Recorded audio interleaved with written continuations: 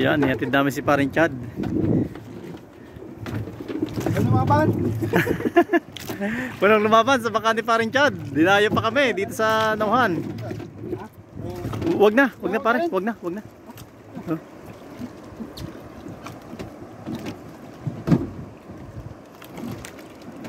Inihatid namin ng aming kumpare dito sa Bukana. Nagdala ng isda. Hindi lang namin na-videohan yung isda. Pare, kami tutuloy na din. Madiretso na rin kami. Malaki. Malaki pala. Oo. Oh, sige pare, maraming salamat. Kukontak ako sa iyo. Kukontak na lang ako.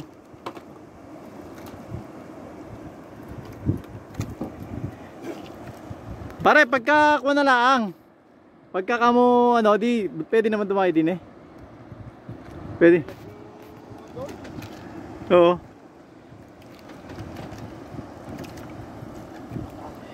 Shout out kay RA. Yan, ang bangka ni paring Chad, ang laki na, hindi na kamukha dati. Ayun yung ruda pare, no? Hindi pa rin nilis pa rin yung ruda, yung tinamaanong ko na, no?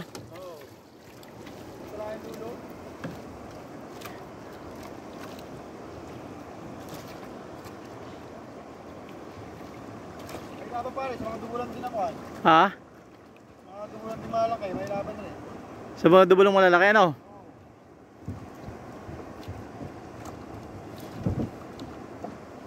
Ah, dyan na ng lona. Wala nakapagdiwala. Ang aking kasama po si Wantio. Wantio! Kaway-kaway naman isa dyan. Wancho, isang kaway naman dyan. Mga tropa, nandito kami sa baybay dagat. Yeah, ang ganda ng magkakasabi mong yun. Ang lapit mo talaga dun si Kati Wancho.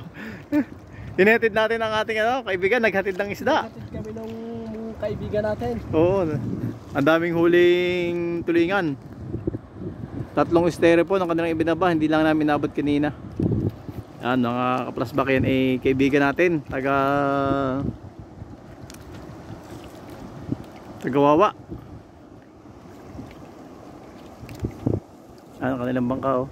Yan eh dating maliit na bangka, binagyan ng tabloborda, pinalaki. Pang baranggayan.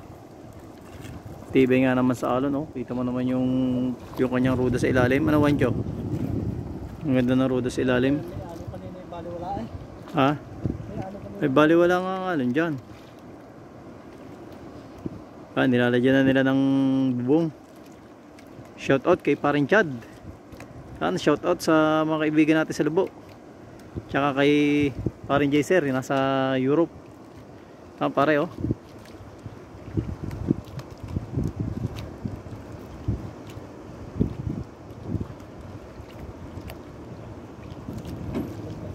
Double engine yan.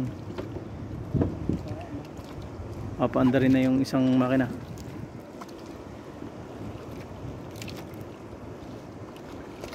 Ang makina niyan mga ka-plusbak, binili sa Plusbak 3 Kings sa JKJ. Yan, nililimasan oh.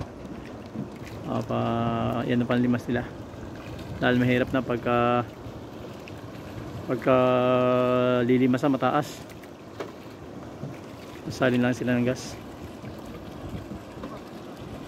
Yan mga ka-plusbak, hanggang dito na lang. Hindi na namin iinteng umalis.